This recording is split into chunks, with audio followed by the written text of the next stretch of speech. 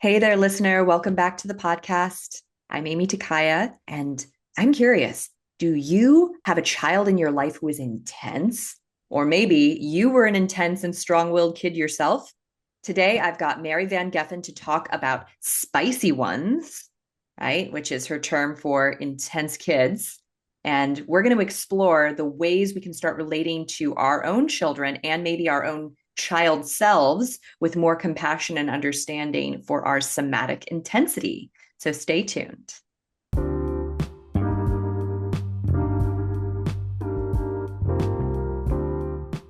Every day there is a forgetting, and every moment there is the possibility of remembering.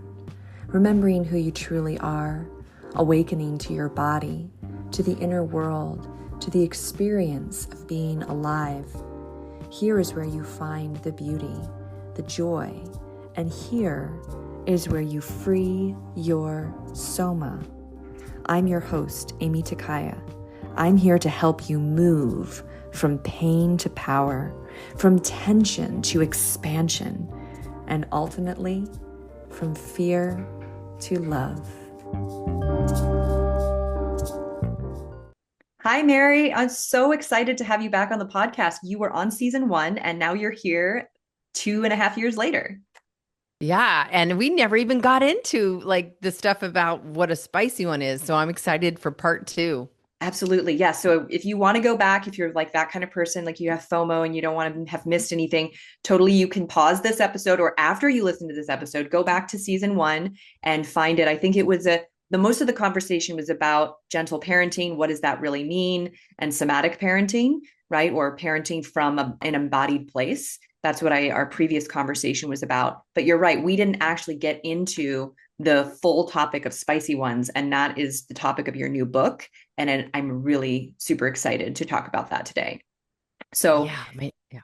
maybe you can start us off with just, I think you told your more like full background in the first podcast, right? But like just maybe as it relates to like where you're at now and what your function is out here in the world, maybe tell us a little bit about what you do and how, you came to write this book about spicy ones.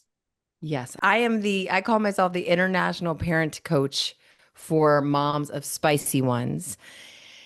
And I am really just on a mission to make sure that no kid and no mom feels broken.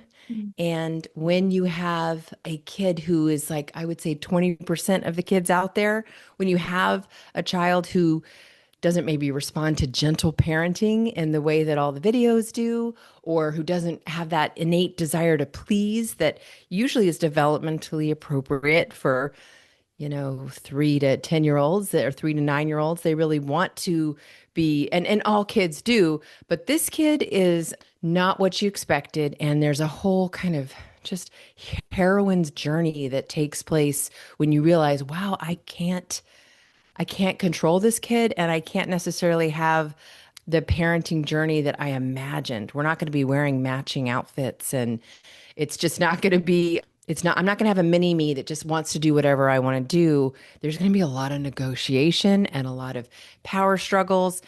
And my mom is a spicy one. I am a spicy one. My daughter is a spicy one. And I'm also raising a mild child. And so I like to say, like, don't take advice from somebody with one kid, because often you can think that it's your parenting that has molded this kid. And a lot of it is temperament and how they come fresh out the womb. And this type of child, a spicy one, is just a name for what used to be called strong-willed. And I think a lot of damage was done in the service of breaking a strong will. And so many people that I coach have been harmed because their own parents were following maybe really conservative Christian doctrines around, what flows out of the heart and stuff like this that made domination the goal and breaking a part of them. And we don't need to do that. We need to be aware that this is a different kind of human. Like, they are intense. They feel things deeply. Often they're empaths or highly sensitive people processing everything coming at them at a higher degree, which means their body budget gets depleted quicker, and so they have big flashy reactions, but they're also like from another planet on some level. They always have this intuition, and they say things that you're like, wow, have you been on this planet for 80 years or what? And they're spirited, they're louder Yeah. than your typical kid, often more active and moving around. And they're not necessarily neurodivergent. I would say, like an informal poll in my stories, like how many people who believe they have a spicy one based on all the things I say have a diagnosis. It's only about 50%. Yeah.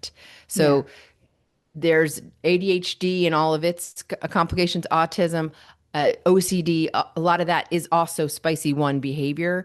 But sometimes we will talk, a mom and I, and it will turn out that their kid is not a quintessential spicy one to me, but what they're bringing to the equation, the mother, Ah.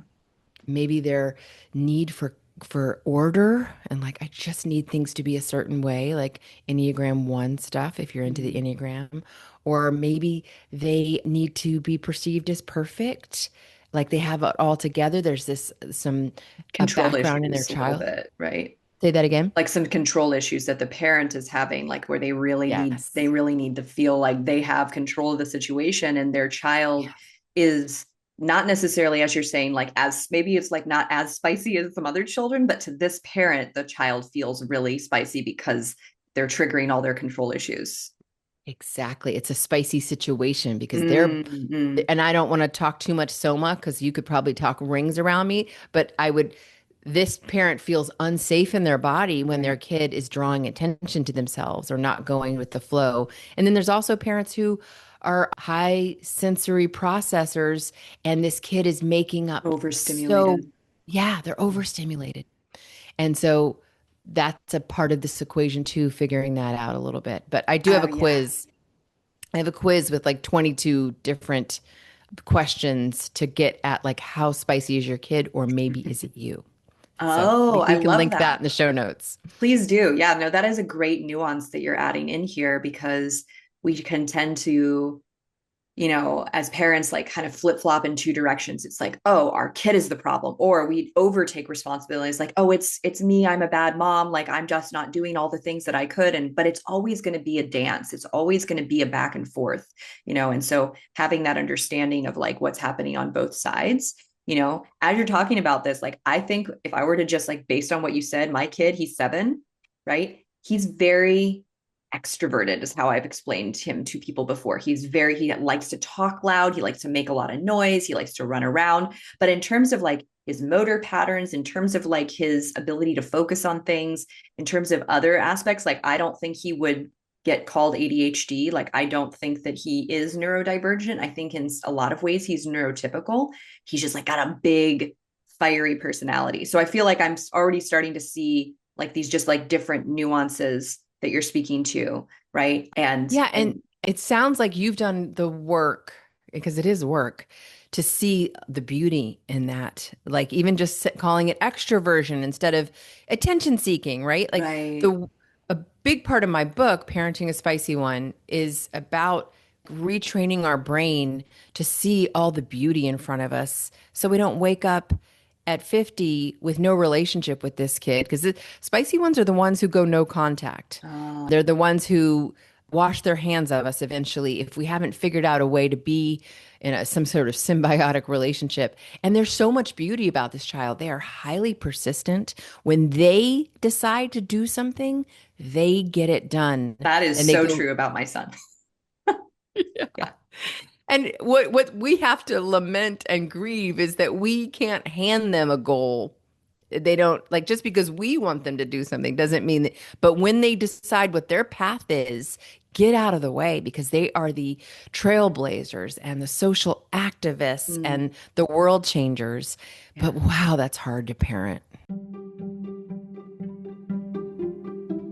Did you know that your muscles are holding on to thoughts, memories, and feelings?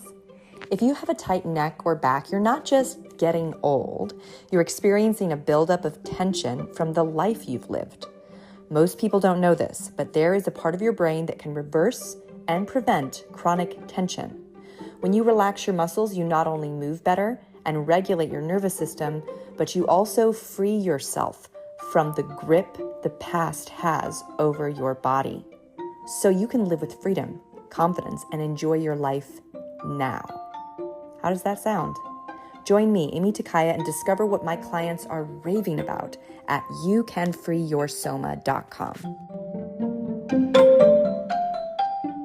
Oh, totally. I know I was thinking about that when you were describing this whole strong-willed, phrasing and this way that it's done some damage because, you know, as a grown person, so much of people's healing journey is like to recover their strong will. This conversation people have about boundaries and around like, how do I go after what I want in life and be successful and have self-confidence and all this stuff. It's like people are trying to recover that strong will from whatever stuff they went through, whatever kind of trauma or abuse or, neglect or all those things. Right. And, here's this kid coming into the world with like this incredibly strong will. And then you're saying we as a culture, for many decades, we're really trying to like beat that down, and that's such a sad thing because it's like, well, but that's what you want when you're grown. That's what you want when you're going to be, like you said, a leader in an organization, right? You want to have all those characteristics.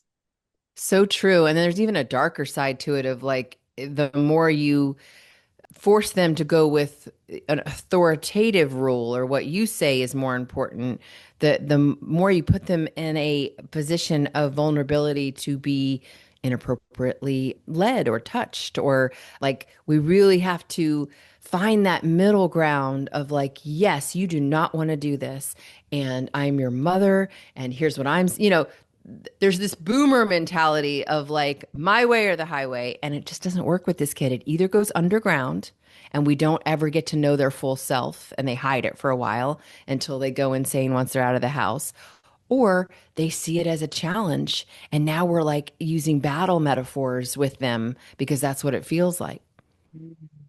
Yeah. Wow. Yeah. I can definitely see like there are some, I mean, pretty important things that you're speaking to here. I mean, before when you talked about the no contact thing, like these are real consequences of how we show up with our kids that can have long lasting effects on our lives and our kids' lives. And so, I can see how important it can be if you're a parent who is struggling with these kinds of challenges to get educated, to get support, to start changing the way that you're thinking about your child. Because yeah, this is big stuff. This is really like again, I said like life altering stuff. Yeah. Yeah, it really is. And it has to start with us because we're the one with power in the relationship. We're the one with maturity. And so if we're stuck in this loop, which I totally get, I was there. That's why I'm the one to teach this, because being in relationship with a strong-willed kid did not come easy to me. And I made a lot of mistakes, including getting really physical. Mm. And when we can figure out that like, wow, it's hard to be on the same team with this kid, but we are teammates. And this kid is going to need a lot of yeses to accept my no's. And like there's just a different way to be in relationship with this kid. But what's amazing is if you figure it out in the ages of like 2 to 9, by the time they're teenagers, everyone else is going, oh my gosh, what's up with these individuating adolescents? And you're like, oh, I've been doing this for 10 years. Like my ego has been tamed. I can be in relationship with another being and not have total control over them. Yeah, well, that's maybe a great time for me to ask this question. I think that some people who are in this kind of like older world mentality about children, that we're speaking to, and this being a more holistic approach, right? Understanding, oh, well, yeah, there's these things that are really hard to deal with. And there's also like on the other side of this coin, like a lot of beautiful things, right? That come from this, also challenging part of their nature. What would you say about parents that feel like when their kid is saying no or not going along with things or talking back, that this is like disrespect and that you have to like somehow make your kid be respectful? Like to me, as like a somatic educator, I understand, and it can be a frustrating thing even for me as a mother sometimes, that there's like no way that I can make my kid respect me. I have to show my kid what being respectful sounds and looks like. That's Mm. how I see it. Like I have to demonstrate that. But what about for people who are not only struggling to demonstrate that because nobody ever demonstrated that for them, they're still struggling maybe to be respectful to themselves on a regular basis, like the noise that's going on in their head. But then when they're looking at their kid, they're just seeing, oh, this kid is disrespectful and I have to punish or change them or push back in order to make them respect me. And making them respect me maybe looks like they're doing what I say. What would you say to Mm. that whole kind of Yeah, I conundrum? mean, we all want to know what to say to our mother-in-law and and some of our moms. I mean, you kind of alluded to it, like the power of modeling. And when someone witnesses a parent staying in their grounded, calm self when their child is not doing that, I think something shifts. We are changing the course of like history when we just on an individual basis can calm our bodies, even though on the surface, if you took a video of it, our kid is acting disrespectfully. I mean, if I think we have to get really granular and say, what's disrespect? Okay, it's not giving me eye contact, it's using a harsh tone. Well, what's a harsh tone? A lot of air coming through, clipped. Like I think the more we can move away from what somebody else would think was disrespect and what we think is disrespect. Mm-hmm. And then what's the opposite? So, what would respect look like? Would it be letting me finish what I'm saying before they talk? We kind of we write it out and we name what it is, and then we have to model that. So I can't tell you how many families one parent has come to me and been like, I want to start being respectful and conscious and intentional and gentle in my parenting. But my partner, and usually it's a man, is not going to do that. So what's the point? And I see it over and over again. The point is that one person changing in a family system necessitates that everybody has to change. Yeah. And it's like taking a huge ocean liner and just turning it 1 degree to the south begins to turn the whole thing around. And so, what I would say to that person is let that person who's you're trying to convert witness you giving unconditional love to somebody who's not acting very loving, and to notice and to watch that like you're still safe when you do it. It's almost like we have to experience it. I had to see the parent educator in this mommy and me class when my daughter was like, I don't want her to play with me. She has bad breath. And I wanted to rage, like, that is so rude. How dare you? And she just got down on her knees and said, are you hoping that you can play with this by yourself? And her friend at the time was like, yeah. And they just had this beautiful conversation.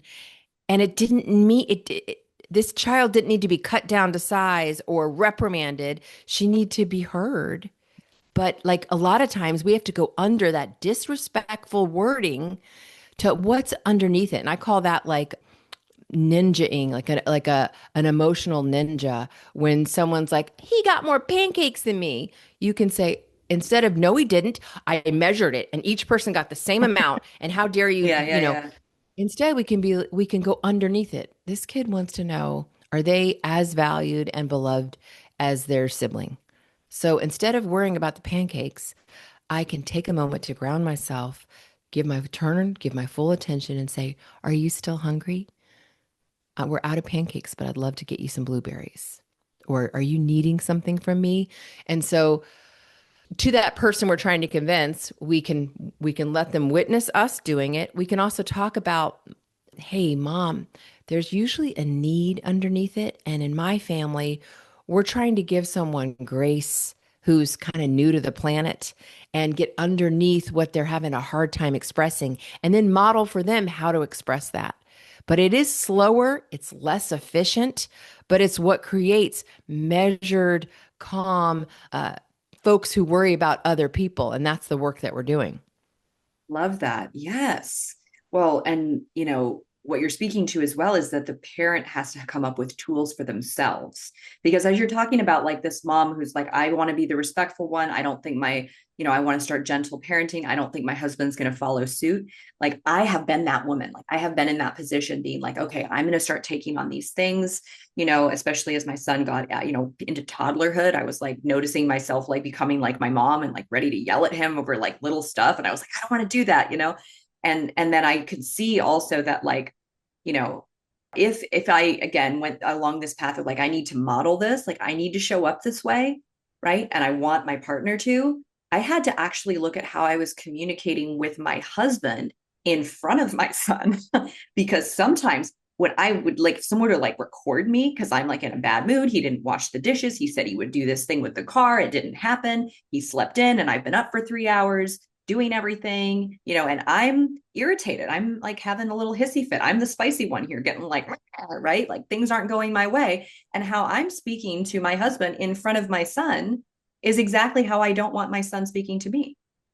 But here I am engaged in it with my projection of how things are instead of going, hey, what's actually going on with my husband? Oh, he was up till like 2 in the morning, like doing this project, and he's like, stressed about it or whatever it is. You know what I mean? Like not really giving it that space, but like, again, we Or get can into I our use my perspective. Yes. Or can I use my own, we're always saying, use your words, use your words. Can I use my words to ask for what I need? Like Yes. I have to voice it. Martyrs make terrible mothers. And so we have to get to a place where we ask for and get what we need, where we can control it ourselves. And somebody gets to say no. But I love that you're noticing this kid, this spicy one, is a little magpie mimic. I mean, they are watching and absorbing and spitting it back to you. I'll never forget my daughter saying, I'm done. I am done to her little brother. And I was like, I got to stop saying that at bedtime. That is like, she's literally saying what I've said. And they especially love to curse. So we have to be, if we don't want our child to curse, then we have to not curse. Or we have to be like, okay, we're a cursing household, and this kid's going to figure out that in other Other situations. scenarios, it's Yeah. not okay. But here it Yeah. might be. Yeah. I if I gotta like raise my hand here, if there's one that's like the cursing one, it's me in my family. But my caveat is like it's only when something ridiculous like and upsetting happens. Like, I did totally drop a bunch of F bombs the day I was late dropping my son off at school, drove by a trash can and knocked off one of my, rear view mirrors.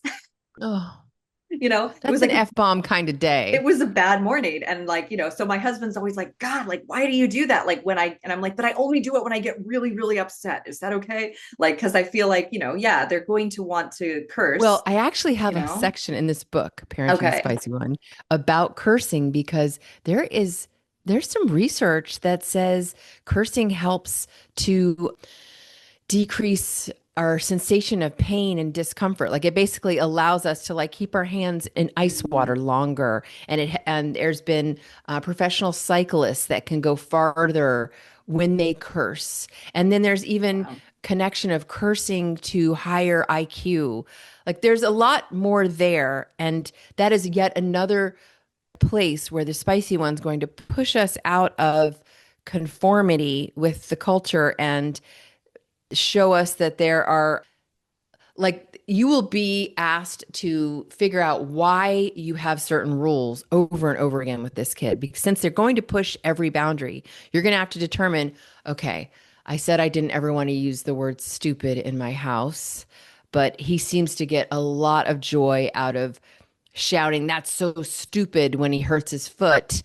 And like, who is it hurting? And is it actually helping him expel some of that out of his body? I mean, every family will have to decide, but in some ways, you'll become kind of a countercultural family because the basic rules don't work. And then you're going to start to question them. Like, why is that important? Like, why is it important that he bathe every day if I'm changing his clothes?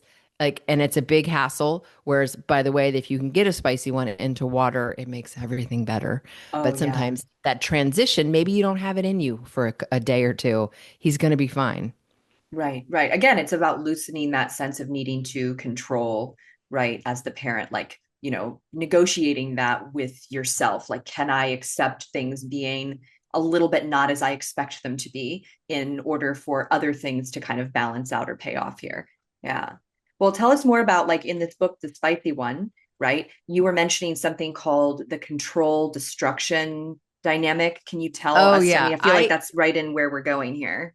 I think that we have to have tools that Sweet Jane down the street doesn't use on her kids because this is a different kid. And when things start to heat up with the spicy one, whenever you can get them to use their body in a way that feels like heavy, deep work, you're going to help them work out things in a much socially appropriate way than they might without that. And I'm talking about army crawling, push-ups, other resistance activities, but you can start to call it like controlled destruction. Like I can see you have a lot of big feelings in you. Should we go destroy something together?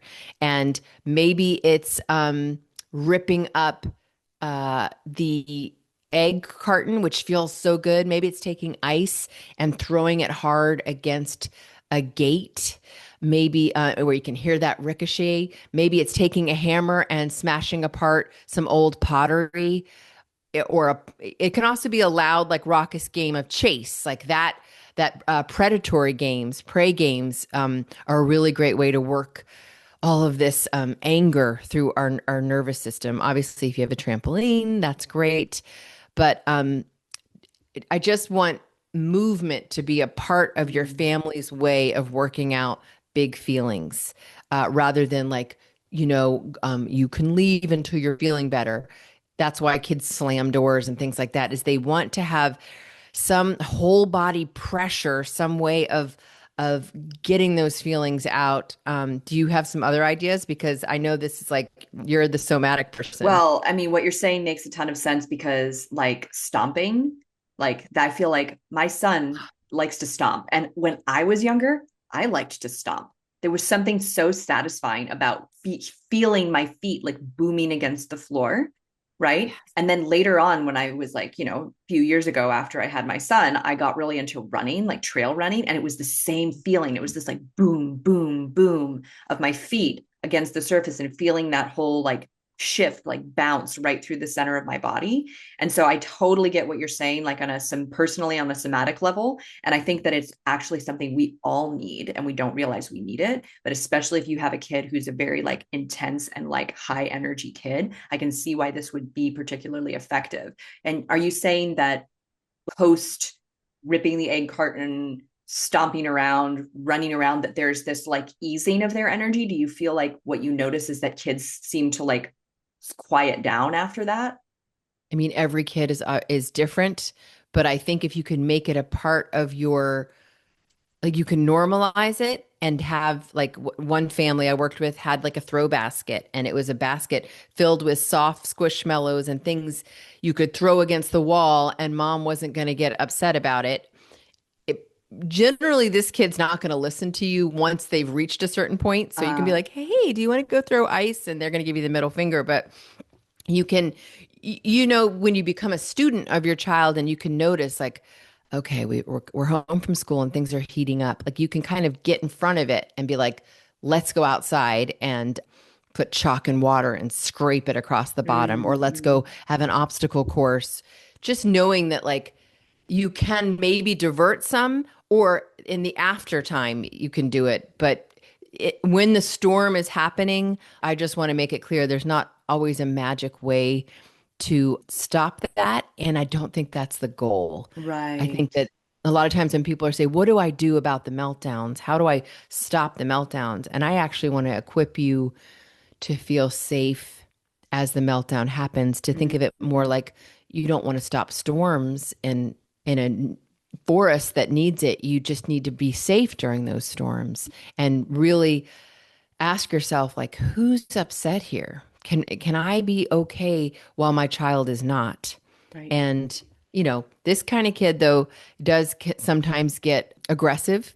And so I actually have a whole chapter on what do you do when things get violent, because that's not in any of the parenting books I could find. Right. Well, I think that there's so much violence that, we are exposed to that we don't even realize we're exposed to. I mean, I remember when my son was like 3 years old, he said something like totally scared the crap out of me. He was like, I'm going to shoot you, when he was mad at me.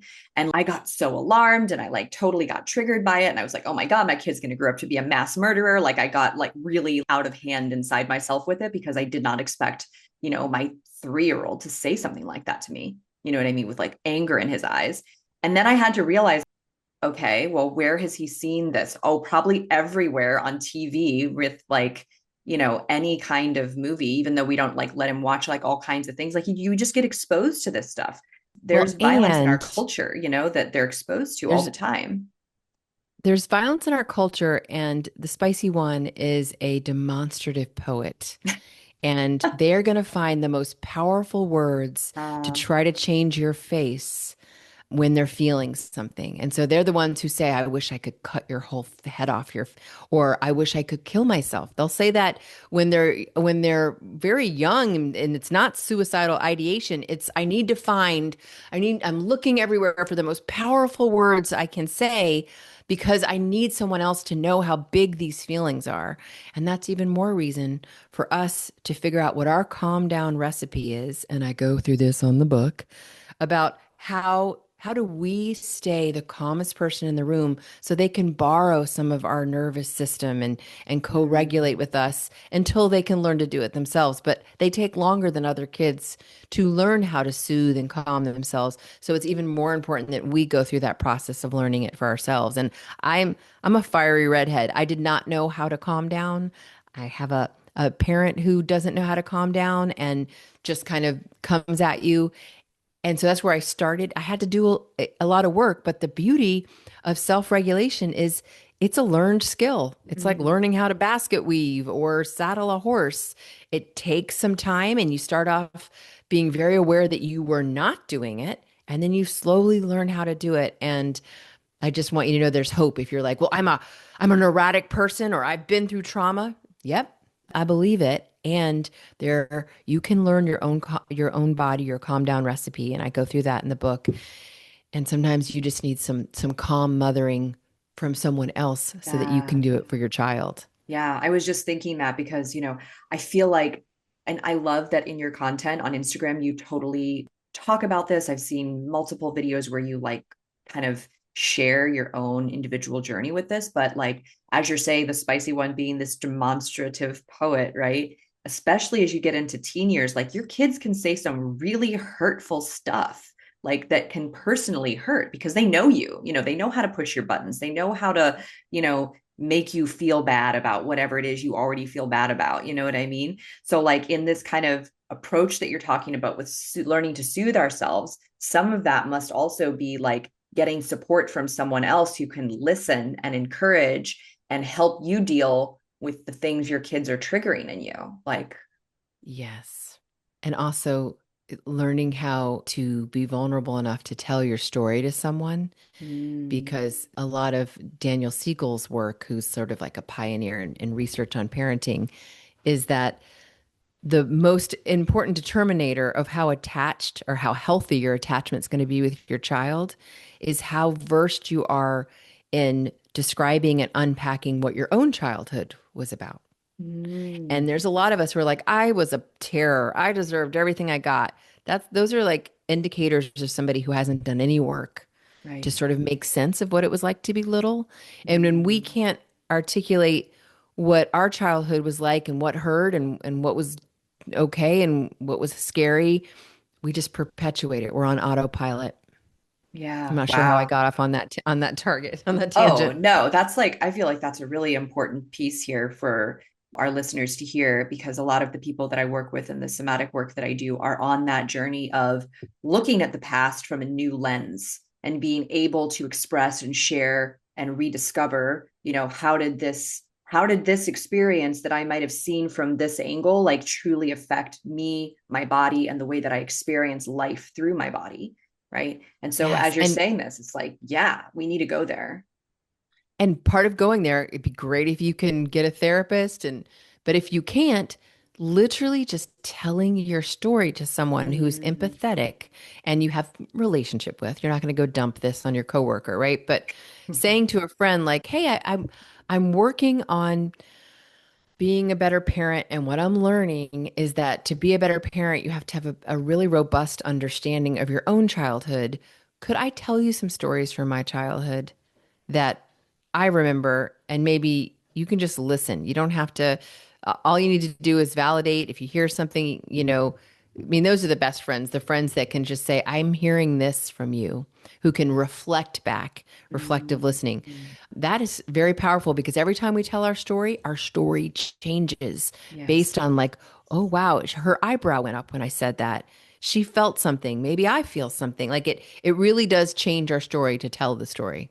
I remember hearing that we don't actually remember things as they were. We remember the last time we remembered it. So the repetition that you're speaking to, we're like remembering the layers of like, well, the last time I told this story, I was at this place in my life, and you're remembering the perspective you had then, and you're drawing from that perspective and the perspective before that and the perspective before that, and adding it to your current perspective. And so it's like this layers of understanding that kind of emerge. I mean, ideally layers of understanding. Other times it can become like, wow, this story is getting really far from what actually happened, because we're getting, so far Yeah. into Or it our can own become, vision of it.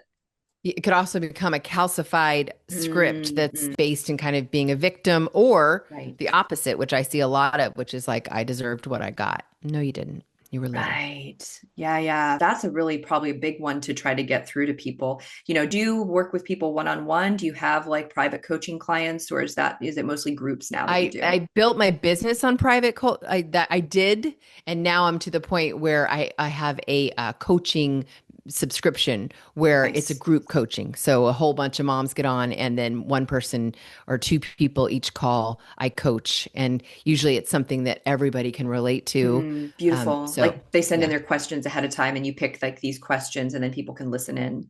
yes, and I also put them in small rooms because again, telling your story. So there'll be like a reflection question. Wow, that sounds incredible. What's that program called? It's called the Spicy One Society.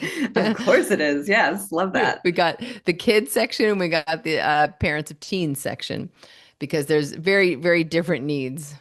Oh, really? Can you describe a little bit about the change that goes on for, the approach between Yeah, younger well, children and teens?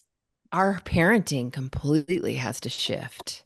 I mean, we are appropriately the benevolent queen when our children are little. Like they need that energy from us, that royalty and that like in our family we do Servants. this or no thank you. You may come with us over here, right? Like there's a I'm in charge and that should feel good to you kind of vibe in the 2 to 9 year olds. But then right around the 9 year change, you have to start shifting to becoming more of a gardener. And this metaphors come from Kim John Payne, not from me. But you have to start thinking of your child as sort of this wild thing that is going to either grow into a bush or a tree, and that's not entirely up to you, but you're going to make sure the conditions are as good as they can be. You're going to get rid of the pests, help them choose good peers, be more of a support to them rather than the governor of them. And then the next, right around 11, 12, 13, you start wanting, actually it's a little bit older than that, but you want to start shifting to being the guide. So it's like I've been on this path before. There's a few things you should consider, and they become less and less interested in your perspective because it's just developmentally appropriate that they're like, no, I want to know what my peers think and I want to know what I think, and you don't even know what you're doing, right? And so we're instead of you may language, we're saying, how do you think you will, or what's your plan for? And we're trying to coach them almost or guide them to think about the things that they haven't thought of and to verbalize them. Very different. And some of us get locked in still speaking to a teen like we spoke to a child, and we're just creating these power struggles over and over again. I Mm-hmm. also have a class called Parenting Teens and Tweens. I recommend it. Yeah, no, that sounds very vital to a healthy working relationship between you and your budding young adult, because kids are, I mean, I moved out when I was still in high school. And last year of high school, like I moved out with a boyfriend. Like change can happen really fast once they're of a certain age. And it's important for us to like have that relationship where they know that they're still safe to come to us and get help from us and get guidance from us, you know? I just had to apologize to my 21-year-old because she was interpreting something I was saying as trying to control her. Mm, I was asking, "Oh, is your friend staying in this town or this town?" And she was like, you know, I already told. Anyway, I had to say, you know what? I'm sorry. I know that for most of your life, my job has been to critique and coach and control. You know, I've tried my best to not do that in a heavy-handed way. That said, I know you don't need that anymore. And Mm, I need to really reserve, like, the best thing you can do with a teenager is ask them, what are you looking for as you tell me this story? Are you wanting some advice or you just need me to listen? And generally they're going to say, mm. I just want you to listen, or I just want you to know, or I don't Yeah. know. I love being asked that question. I love being asked like, do you want my solutions or you just want my kind ear? Like that is a I think that's just a beautiful question to ask anybody who's in Mm. a state. Yeah. Yes. Yeah. Fantastic. Well, maybe tell us a little bit about I know you have this book coming out. You can tell us maybe the release date and then also share about the pre-order special offers that you Oh mentioned yeah. because there's some If you goodies. pre if Thank you for reminding me that. If you pre-order Parenting a Spicy One before February 10th, you get two goodies that I have created. One is an affirmations masterclass with 50 affirmations every spicy one wants to hear, as well as like teaching on how to affirm a spicy one, because I think so many of us either were not affirmed growing up. Nobody spoke truth and life over us. And so there's a 30-minute class on that along with a PDF, and it's totally going to help you start to, even if it feels really unnatural, to say things like, you have a tender heart and you feel things deeply, and just leave it at that and not follow up with, but I need you to, anyway, there's a whole thing on how to affirm your child. Also, if you pre-order Parenting a Spicy One, is three meltdown meditations for moms. So after you've like blown up on your child, basically Mm. you've melted down and you're seeing red. These are like, you can listen to them in my most sexiest mom voice, and I will help you find your calm. And one of them, so anyway, three different meditations.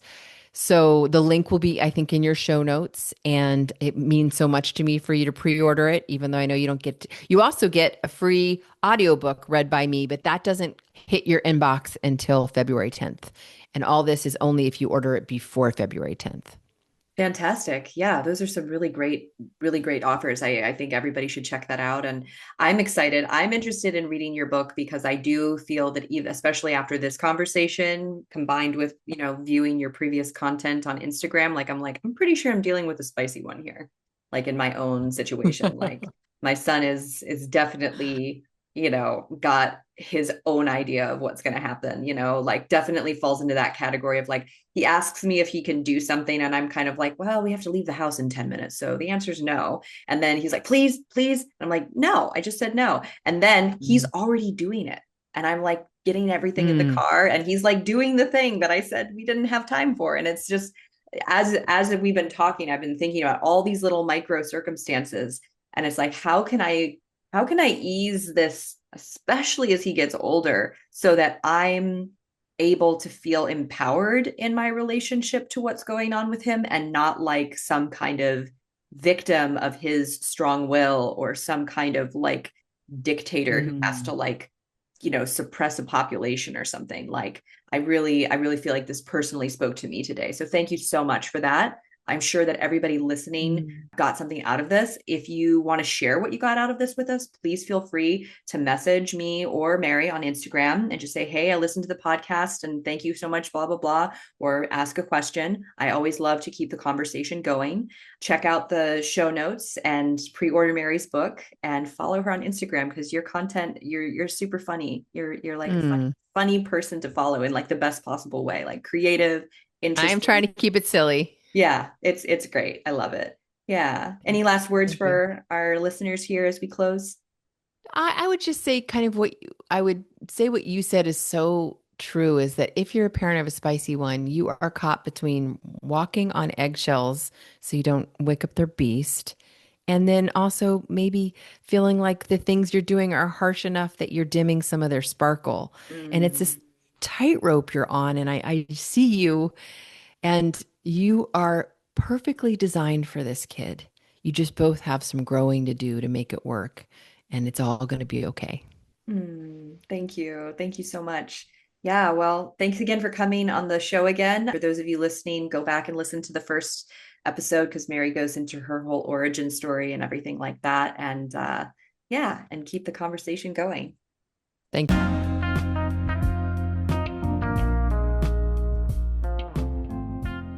Hey there, friend. I hope you enjoyed today's episode. I would love to hear your thoughts. Follow me on Instagram at Amy Takaya and send me a DM about this episode. I'd like to thank you for being part of this somatic revolution. And if you'd like to support the podcast and help more people learn about somatics, consider leaving a review or a rating. And finally, if you'd like to have the experience of relief in your tight hips or back and learn to understand what your body is really saying to you, visit youcanfreeyoursoma.com. I can't wait to share with you what is truly possible. Bye for now.